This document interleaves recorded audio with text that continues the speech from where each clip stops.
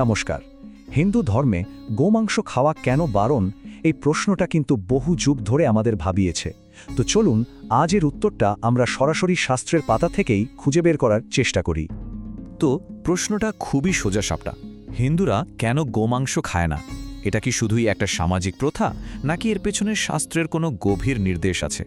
এই আলোচনাতেই আমরা ঠিক এই কারণগুলোই খুঁজে বের করব।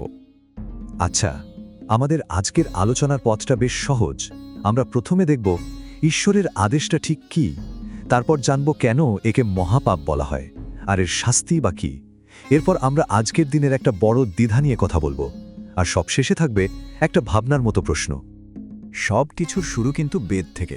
দেখুন, হিন্দু শাস্ত্রে যে কোনো ধর্মীয় নিয়মের মূল ভিত্তি হলো বেদ। তাই গোমাংস কেন নিষিদ্ধ এর উত্তর খুঁজতে হলে আমাদের সবার আগে বেদের কাছেই যেতে হবে। তো বেদ জিনিসটা আসলে কি?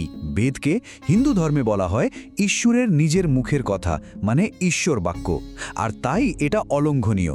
মানে বেদে যা লেখা আছে সেটাই হলো সর্বোচ্চ আইন। আর ঠিক এখানেই কিন্তু এই নিষেধাজ্ঞার মূল উৎসটা লুকিয়ে আছে। এইবার দেখুন ঋগ্বেদের এই নির্দেশটা একদম সরাসরি। এখানে ঈশ্বর জ্ঞানীদের বলছেন, তোমরা নিরপরাধ গরুকে হত্যা করো না।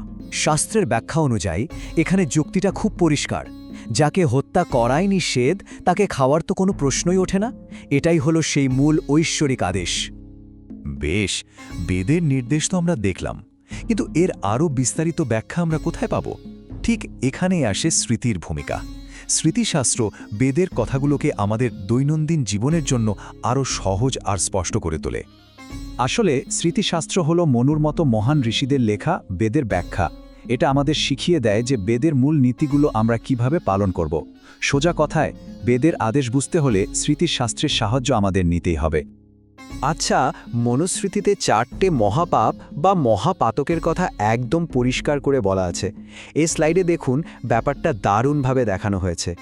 খেয়াল করে দেখুন, প্রথম মহাপাপ হিসেবে মানুষ হত্যার ঠিক পাশেই কিন্তু গরু হত্যাকে রাখা হয়েছে।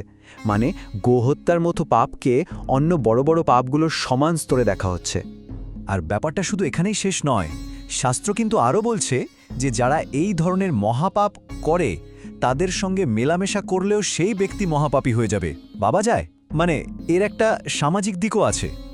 তাহলে এখন প্রশ্ন হলো, যদি কেউ ভুল করে এই নিয়ম ভেঙেই ফেলে, তখন কি হবে? শাস্ত্র কিন্তু এর পরিণতি আর প্রায়শ্চিত্ত মানে পাপ মুক্তির বিধানও দিয়ে রেখেছে। চলুন এবার সেই নিয়মগুলো একটু দেখে নেওয়া যাক। এখানে শাস্ত্রের একটা বেশ সূক্ষ্ম দিক আছে।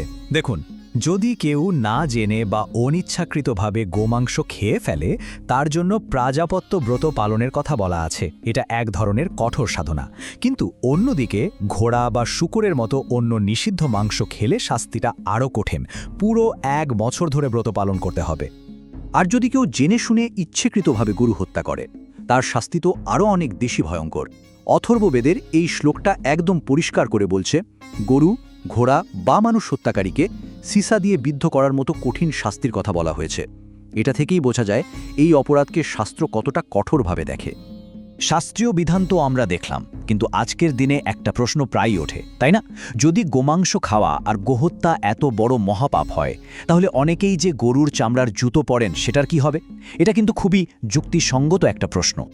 এর উত্তরটা খুঁজতে গেলে আমাদের একটু ঐতিহ্যের দিকে তাকাতে হবে। দেখুন, শাস্ত্রে যে বৈদিক যুগের কথা বলা হয়েছে, তখন মানুষ কাঠের খড়ম পরত কিংবা ভেড়া বা মহিষের চামড়ার চটি ব্যবহার করত। গরুর চামড়া ব্যবহারের কোনো প্রথাই কিন্তু ছিল না। এই যে গরুর চামড়ার জুতো পরার চল, এটা আসলে পাশ্চাত্য সভ্যতার প্রভাবে আধুনিক যুগে শুরু হয়েছে। সুতরাং মূল কথা হলো, গরুর চামড়ার জুতো পরাটা আমাদের বৈদিক ঐতিহ্যের কোনো অংশই নয়, বরং এটা একটা আধুনিক অভ্যাস। এর প্রমাণও কিন্তু এখনও দেখা যায়। আজও অনেক ধর্মগুরু বা সন্ন্যাসীরা সেই পুরনো ঐতিহ্য মেনে খড়মই পরেন। তো আমরা বেদের আদেশ থেকে শুরু করে স্মৃতির ব্যাখ্যা, প্রায়শ্চিত্তের নিয়ম, এমনকি আজকের দিনের দ্বিধা পর্যন্ত একটা লম্বা পথ আলোচনা করে এলাম। শাস্ত্রের দিক থেকে দেখলে উত্তরটা কিন্তু বেশ পরিষ্কার। কিন্তু দিনের শেষে একটা বড় প্রশ্ন কিন্তু থেকেই যায়। একদিকে রয়েছে প্রাচীন শাস্ত্রের কঠোর নিয়ম, আর অন্যদিকে আছে আধুনিক জীবনযাত্রার বাস্তবতা। এই দুটোর মধ্যে ভারসাম্য রাখাটা কতটা সম্ভব?